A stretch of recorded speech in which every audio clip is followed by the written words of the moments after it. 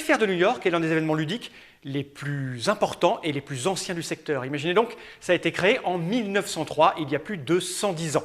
C'est un événement professionnel, c'est-à-dire que seuls les éditeurs, distributeurs, auteurs, illustrateurs et les journalistes peuvent y entrer pour découvrir sur des milliers de mètres carrés tout ce qui concerne le jeu, le jouet et le loisir créatif. En 2012, nous avons découvert l'événement en suivant Cocktail Game, Mathieu Despnous, qui nous avait embarqués dans ses valises. Nous avons pu le suivre dans les allées, suivre le parcours d'un éditeur qui cherchait des jeux à traduire en français ou proposer une gamme à des Américains pour qu'ils les mettent sur le sol américain à la disposition des joueurs. Nous y sommes retournés 3 ans plus tard pour constater où en était le secteur, vérifier ce que nous avions plus ou moins imaginé, envisagé à l'époque, c'est-à-dire un secteur complètement différent de celui de la France, de l'Europe, de la francophonie. Nous avions constaté des différences fondamentales au niveau du public, au niveau des approches de distribution, d'édition, au niveau des médias aussi. Et nous sommes retournés cette année vérifier si la présence française était de plus en plus forte, de plus en plus évidente, s'ils avaient des petits projets et des idées derrière la tête. Pour ça, nous avons interrogé quelques éditeurs et distributeurs qui passaient par là. Nous leur avons tendu le micro et ils nous ont expliqué ce qu'ils faisaient sur place. À la Toy Fair, on a des gens, comme l'équivalent en France, ce serait la Grande Récré Jouet Club, plus qui font du jouet, du toy. Et ces gens-là, c'est un marché différent. Ils ne vont pas à la Gen Con, ils ne vont pas à Origin, ils ne lisent pas le Board Game Geek, ils ne lisent pas Trick Track. Donc, ils ne sont pas au courant. Et donc, c'est une approche complètement différente au niveau commercial, au niveau prospection. Et c'est ce qu'on essaie de faire. Et la première journée aujourd'hui sur New York marche très bien. On a déjà passé les bonnes commandes, donc on est très content. Il y a une différence intéressante entre le marché français et le marché nord-américain, c'est qu'effectivement la maturité du marché français est plus certaine dans le sens que on a fini de fournir à tout le marché geek français, mais maintenant il y a un marché plus grand public qui s'intéresse aux produits. Et le phénomène qu'on voit aux États-Unis, c'est que de par le fait que le nombre de geeks potentiels, le marché potentiel aux États-Unis était tellement énorme, c'est qu'il a pris plus de temps à atteindre sa maturité. Et maintenant, on observe le même phénomène qu'on a observé en France, où des gens qui ne sont pas partie de la communauté geek s'intéressent aux jeux de société. Et c'est juste un phénomène naissant ici. Et donc, c'est effectivement ce qu'on essaye de capitaliser à la Toy Fair. Il y a donc une volonté, il y a donc une forte envie de se répandre sur le secteur nord-américain, car ces éditeurs, ces distributeurs sentent bien qu'il y a une place à prendre. Le secteur est différent, les joueurs américains sont plutôt des passionnés, des ultra-geeks comme on dit, alors qu'en France, en francophonie, le cadre du public a été dépassé. Ce ne sont plus seulement les spécialistes, les amateurs qui jouent, il y a aussi un large public consommant 1 ou 2 jeux par an. Et les éditeurs, les distributeurs francophones, français, ont envie de séduire ce public-là. Le marché a l'air encore vierge là-bas. Aux États-Unis, pour l'instant, le party game, c'est super limité. Alors oui, il y a Spot It qui fonctionne, mais on n'est pas encore. Enfin, j'ai pas l'impression qu'on ait encore fait la bascule. Je pense que de plus en plus d'éditeurs y travaillent, de plus en plus de distributeurs. Il va falloir un moment aussi que les enseignes jouent le jeu.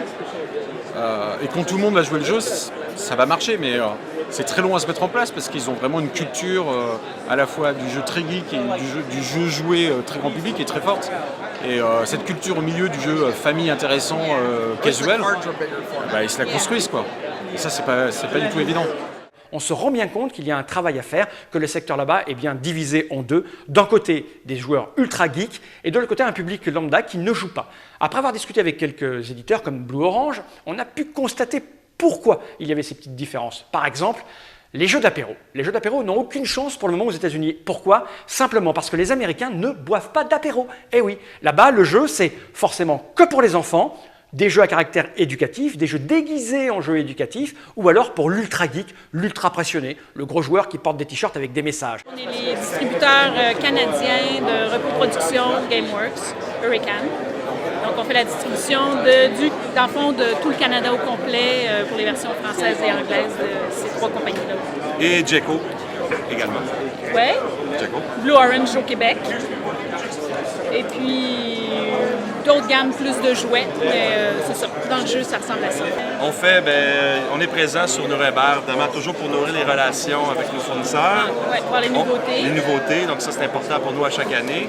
Il y a également, ici à New York, on continue, on fait dans la même gamme. Et aussi, on a nos salons régionaux au Québec, Canada. Donc c'est là-dessus qu'on se maintient, principalement. C'est principalement Nuremberg où on fait nos contacts, on voit les nouveautés. Sur New York, souvent, on va venir consolider des rencontres qu'on a fait à Nuremberg pour voir les nouvelles gammes, vraiment consolider nos accords.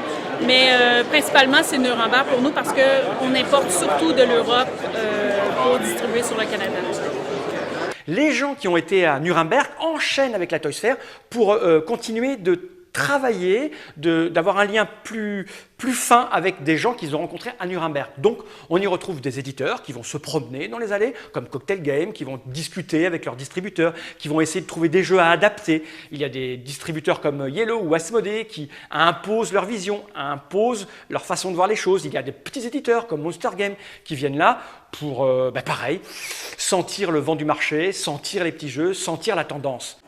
Alors moi j'ai quelques rendez-vous avec les clients internationaux d'Asmodee parce que on a beau les voir à Nuremberg, on a beau les voir à Essen, on a beau aller les voir chez eux, c'est aussi important d'aller les voir à New York. On est venu également discuter avec Fantasy Flight pour coordonner 2-3 bricoles, puisqu'il paraît qu'il y a des synergies à mettre en place. Voilà. Donc j'en ai profité pour visiter leur bureau il y a 2 jours. Et puis après 2 jours à la Toy Fair, histoire de rentabiliser le billet d'avion. Moi, je m'occupe des ventes internationales, c'est-à-dire que mes clients, c'est tous les distributeurs partout où Asmodee n'a pas de bureau. Donc pour aller vendre des versions en moldave, en slovène, en slovaque ou ailleurs, c'est à moi et c'est avec mes clients. Et après, je vais voir les mecs de la PAO, je leur dis bonjour.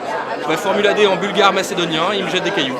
C'est la première fois que je viens à New York parce qu'il y a un bureau américain qui gère très bien et pour lequel il n'y a pas du tout besoin de ma présence. Parce que c'est principalement des clients américains. Mais là, oui, il y a des clients, je vais voir mon client coréen, je vais discuter avec les Canadiens. Donc ça faisait sens que je sois là. Quand on regarde bien la superficie, la surface occupée par les éditeurs français, on se rend bien compte que sur ces 2 ou 3 années qui viennent de s'écouler, leur présence est de plus en plus large et évidente. On se rend compte qu'Asmodee a un grand stand, Yellow est en train de se répandre, ils font un gros travail, Blue Orange est très très présent. Bref, il y a une espèce de volonté, une envie de conquérir un public qui ne demande qu'à être attiré, qui ne demande qu'à découvrir des jeux, car quelques jeux comme Spot It, c'est-à-dire Double, font quand même un carton là-bas. Donc il y a cette volonté, on se rend compte que les Français sont en train de s'installer doucement, comme ils l'ont fait par exemple sur le secteur européen, en Allemagne, etc. On sent bien une volonté de se développer là-bas, d'imposer une économie, d'imposer une manière de voir les choses. La distribution, par exemple, aux États-Unis n'est pas tout à fait la même qu'ici. Là-bas, on peut dire que les boutiques spécialisées ne sont pas très très nombreuses. Le marché est dominé par Amazon, par quelques grandes marques de distribution comme les Walmart et compagnie. C'est là-dessus que ces gens-là ont envie de travailler. Et forcément, quand on est un média comme Trick Track, quand on est attentif, quand on se promène dans ces allées, on n'a qu'une envie, c'est nous aussi de les accompagner comme on l'a fait ici en 15 ans, avec la force et l'entrain de certains distributeurs-éditeurs. On a développé le secteur et il semblerait qu'il y ait une volonté qui aille dans ce sens-là pour le continent nord-américain. Et je pense que d'ici quelques temps, nous allons développer nos ailes sur ce continent pour en prendre le contrôle.